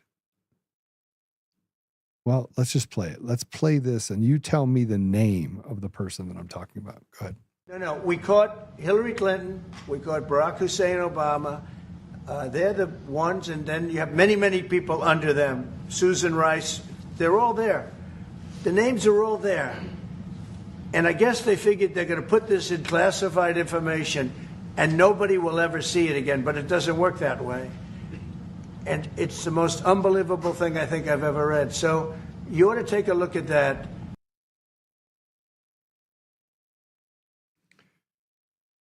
They caught Susan Rice. Is that the name you got? Susan Rice? The bad Susan Rice, not the good Susan Rice. The bad Susan Rice who caused massive wars, destroyed the sovereignty of nations. I'll just say it, Sudan. Made up all the stuff about Darfur, ethnic cleansing, genocide.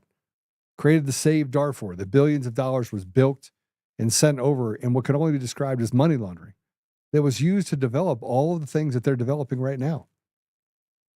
That's Susan Rice. They've caught them all.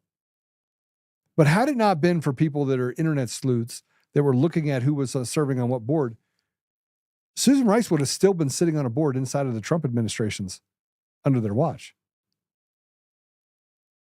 And this is really this is really telling.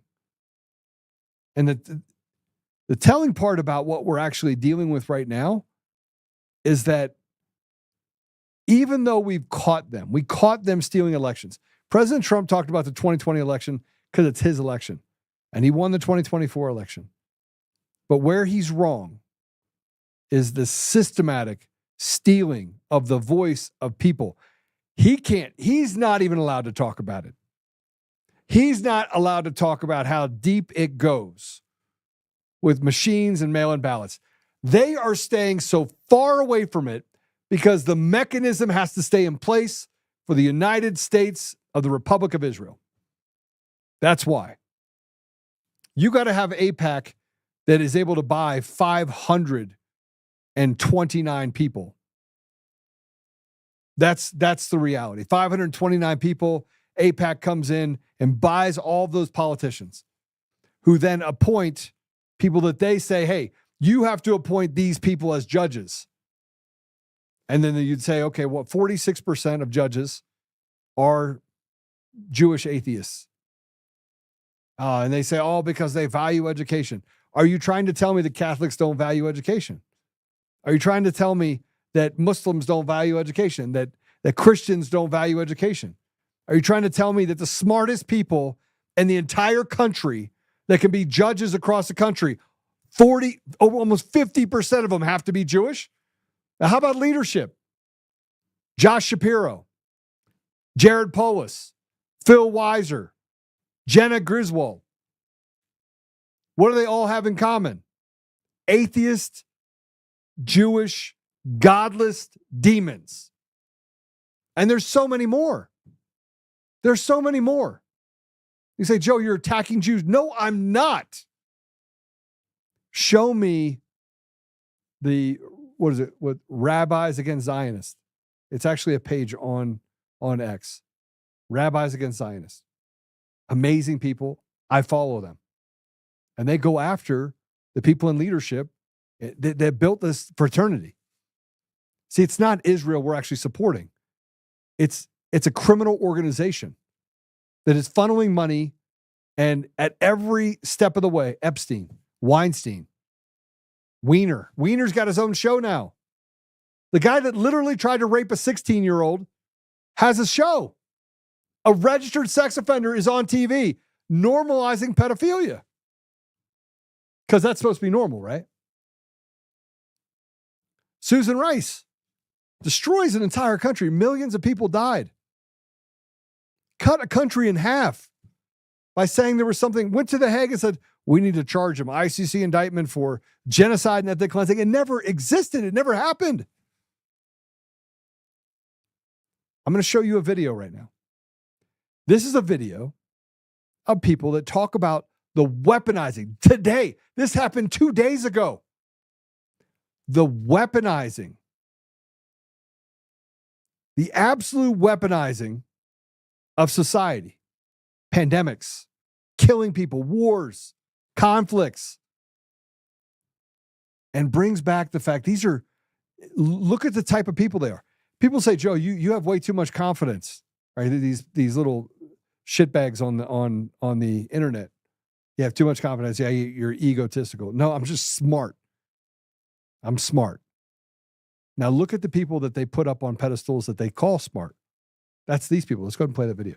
How is this transition going to happen? I mean, I totally agree that the world order, the way it is built today, doesn't make any sense. That is not in line with the economic powers like India, Brazil, or Germany. You know that they don't have a massive role in the international order. But to me, the big question is: so how we are going to go through this transformation? It cannot be gradual. It has to be driven by a certain shock that will happen. So now we will reconsider this entire. No, so if your question is that this period could be turbulent, could have violence, Yes. could have conflicts, we are already living it. Yeah. I think the last 5 or 6 years tell us that we are going through a rather turbulent phase. We have lost a large part of humankind to the pandemic because we were all selfish. We were not willing to share. We were not willing to use the global institutions to deliver responses to different parts of the world. We have lost people. Now, how much more bloodshed do we need to understand that the transition is upon us? How much bloodshed? By the way, wrong video, but that was from 2023. But imagine the hubris that you would have to talk about the fact that because we were selfish. Who was selfish? We weren't going to use the mechanisms that we had in place in order to usher in this new world order. That's the reality. Here, let me see if I can find this for you too. Here's another reality. See if I can put this up. Here. Put this one up.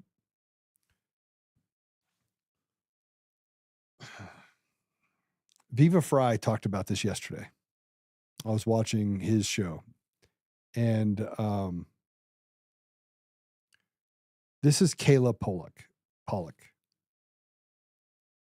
And I was watching the show, and it reminded me of why I get involved in certain things. Like why did I get involved in politics? And it was always about the people. And it was about the people that were victims, true victims. And prior to 2020, my whole thing was, how do I give kids in the inner city the biggest and best opportunity to be successful in life?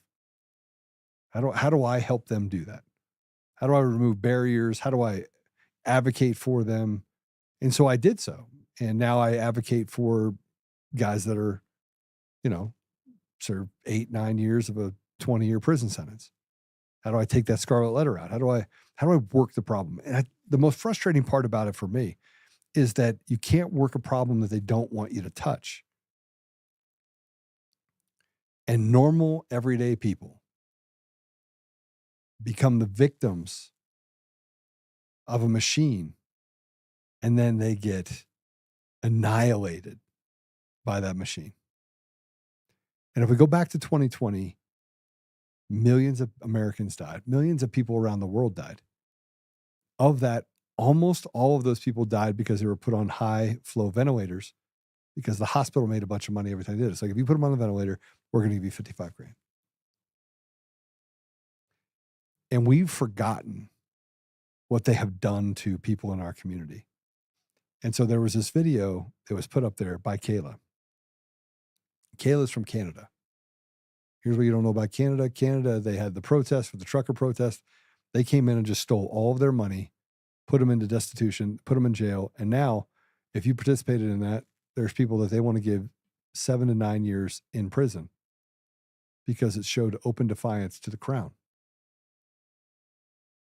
This woman, Kayla, young lady, I'm going to play the video for you, and then I'm going to show you something even more shocking. Let's go ahead and play it. Please stop before you scroll. I was paralyzed by the COVID-19 shot. You will not hear my story on mainstream media. If you do not believe this story or would like medical proof, you can go to my website at www.opkayla.ca. That's www.opkayla.ca. The Canadian government has left me fending for myself without the necessary treatments. Instead, they offered me MAID, which is medical assistance in dying. That's what they offered me after this was medically proven to be caused by my COVID-19 shot. That is not treatment, that is suicide or euthanasia. I would treat any human being better than that I even disliked. I don't just have to live without my legs anymore. I have to live with massive pain, a lesion in my spine, no bowel or bladder movements, somebody coming to get me dressed every day, having to be alone in bed when my fire alarm goes off, unable to move. This is not okay, and I need help. I'm appealing to anyone on social media to please share this video so that others like me can find help as well. If we don't speak up, we won't get the help. Please go to www.opkayla.ca to get the full story, the medical records, and the audio recording of the doctor telling you that this is related, it directly caused by my COVID-19 vaccine, the Moderna one. Okay. So if you could take that post and put it on Rumble, please, from X. This post that I'm talking about from Kayla Pollock, she's a Canadian. She was offered assisted suicide by Canada. Saying, hey, look, sorry, you got injured. Why don't you just end your life? That was their solution. You can start to see the lack of justice and the lack of care. They don't care about your rights. They don't care. This mechanism, this global mechanism, is a bunch of really bad people that don't have to play by any rules. They're never arrested. It's an elitist environment. It's the majority of people that give up 56 cents on every dollar that are subjected to rules and laws. These are normal people. Nobody gets to live by the rules up here. These guys they just float around, get away with whatever they want. Whatever they want, whenever they want. Here's why we're in the position we're in. That post by Kayla was put out there. She's shared it now 3 or 4 times. Okay. This is a woman. She's 37-year-old mother. She's from Ontario.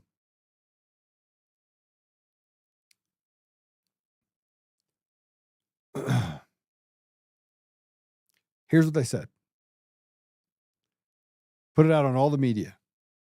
This is a pretty important story, right? I mean, medical assisted suicide, got vaccine injured, paralyzed by the Moderna vaccine. 725,000 people saw it. I put it out yesterday, 1.3 thousand people saw it. It took the last, I didn't even know it existed, a year and a half for it to cycle through, a year and 2 months for it to cycle through from its original posting till today on X. So what goes viral, what goes not, how do they decide? Here's a video about a person who is living a tumultuous life, who was told, just kill yourself. You're not worth it. 725,000 people. But we can put up something about P. Diddy and it'll be seen by 40 million people. That's why I fight. And one of the issues that I have with social media and this whole thing is it's all kabuki theater. It's all, it seems to be like a gate. Like we get to decide who gets to see the information.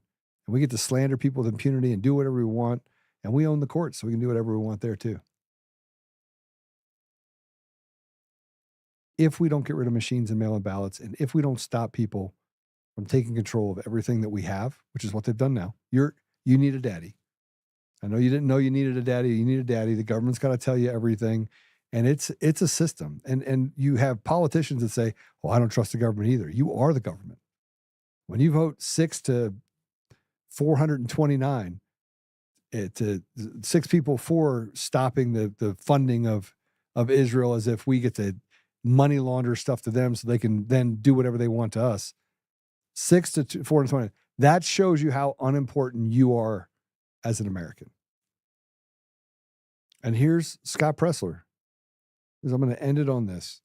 This is Scott Pressler who's telling you that he's the answer. This leftist, gay, central casting is now the face of the Republican Party. I can't even fathom it. Here's what this clown has to say. Let's go put it up. The future of the Republican Party must be a party that when we elect you into office, you do right by the American people. You listen to the American people and you act for the American people. And so I don't mean to take that somber tone, but really the people, they're not going to turn out in 2026, and they may not turn out in 2028 unless we use this moment in time that we have been given by the people with a White House, House, and Senate to act and do right by them. We have so much talent. We have so much talent. Scott Pressler's a fraud to the highest degree. Blocked me a long time ago, and a lot of other people. We have a mother in Canada that's being told to kill herself. And we got this clown that is telegraphing what's going to happen in 2026 and 2028. They're not going to show up because they need the narrative to be set in stone. Because we didn't get rid of the machines. We didn't get rid of the mail-in ballots. We talked about bloated voter rolls and how people said, get rid of all this stuff. We didn't talk about the fundamentals of what you would need in order to steal elections. You can't do it without machines. You can't do it without mail-in ballots. You can't do what they're doing right now without any of those things. If you take away those things, it pretty much takes care of itself. You're still going to have 20% of the fraud, but you're going to have a better outcome for the people's choice. Get rid of ranked choice voting. Another mechanism that's used in order to basically facilitate the knock on your belly, rub on your head mentality of figuring out who they can get into that office. And it doesn't have to make sense because you're not the intended audience. The elitists are. And people like Scott Pressler, who I'm not even sure he graduated high school. Maybe he did. He certainly is not intelligent. His dad works for the Defense Department in the propaganda arm. Rob Pressler, who went into Virginia, talked to anybody that worked in Virginia, who understands what happened in Virginia. Scott Pressler, his dad, Rob, went in there and created absolute chaos. True story. You want to know why? I said this morning to a friend of mine. I go, I can't unsee what I see. Can't unsee. But until the people get a seat at the table, until we can actually get President Trump and others to address the problem, not the symptoms of the problem, we're cooked. We're finished. It's incrementalism. They took all of this. The Biden administration took all this. And President Trump is only taking back 80 to 90%. He left 10% on the bone. And in 2026, it's all going to stop. And then another stealing will happen in 2028. And then in 2032, it'll be all eyes on the president and it'll only give back 80%. And the incrementalism is what is going to destroy our nation. It destroyed Rome. It has destroyed the Ottoman Empire. It destroyed Canada and so many other countries. France. I mean, the first openly gay president who married a man, and Macron. It's now proven. Incrementalism. That's the game. Is just we're going to move it towards. They've already decided that they want us fighting each other, and the people that are our enemies, they're the ones that are actually creating the rules. They're the ones that are saying, you can't talk about this. Sad. All right, let's pray it out. We got any comments you want to put up for Rumble? You want to put it up on the screen so I can see what's happening over there? Say hi to people. Make it bigger, please. What do we got here? How about testosterone shots on their voices? Oh, yeah, I got a bunch of water in. Thank you. It is getting tested right now. Thank you from Michigan, Virginia. I didn't get any from New Mexico. That's odd. But we will have some information for you related to those water tests. I said it takes a couple weeks. We got another one in yesterday. So thanks for that. I'm not going to tell you what we actually find. I can't guarantee you what it's going to find, but why does the sound not match Jolt's mouth moving? No idea. No idea. That is off a little bit, isn't it? All right. It's because Jackie Chan is in the office. He's back there, and he's like, Joe, I want to tell you what you have to do. Good to see you, Gammy. God permits the synagogue of Satan. Otherwise, they wouldn't exist. I agree. Whoops. Just lost it. If it wasn't so sinister, it would be a comedic with the voices. It would be comedic with the voices. Oh, yeah, you're true. That's Allie. Offer Pressler a maid. Oh, yeah, yeah. That'd probably be good. Israel had that much power. God is allowing it. Okay. So let me just address that really quick. Maybe, or maybe God's just waiting for us to do something like we did in 2020, 2021, 2022, where he fought. And then in 2024, we were like, Trump got in office. Let me just take a break. Because that's in essence what we did. You talk about some of them aren't Jewish, but they say they are. I agree with that. Why isn't Obama and Hillary arrested? They'll never be arrested. Yeah. All right. Well, let's pray us out, shall we? And thanks for joining us today. Thanks for Ron, too. All right. Father God, thank you for the opportunity to see clearly what's right in front of us. Sometimes I wish I didn't, but I feel blessed to have the opportunity to have eyes that can see. At least I can see what's in front of me. And I know many other people feel that same way, Father. We're in a time right now where we feel like it's hopeless. And we know it's not. And we know that we have to remain faithful. We have to remain diligent and stay on path of restoration, restoring to our community, to our country. And we get these small wins. But we also recognize that there are bigger wins to be had, and that we're satisfied with things that frankly are things we should have always had. And we know that this incrementalism is the ability to bring in the poison slowly but surely and kill the American spirit. So Father, I just ask you to give us the wisdom, the tenacity, the strength, the courage to fight against it. and to restore in bold ways, restore our country to a place of goodness, and to basically push out all of the evil that we face.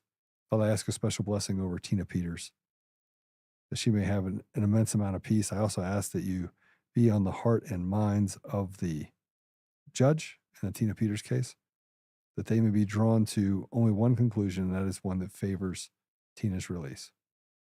We ask boldly, Father, that we can get to the bottom of all of the distractions and deceit that we deal with in our government, and we can get to a place where we can settle in on facts and get rid of this manipulation, this propaganda that has run our communities and our country for so long. Father, I ask you, give our leaders the courage and the conviction necessary in order to deliver us from this bondage, which it surely is.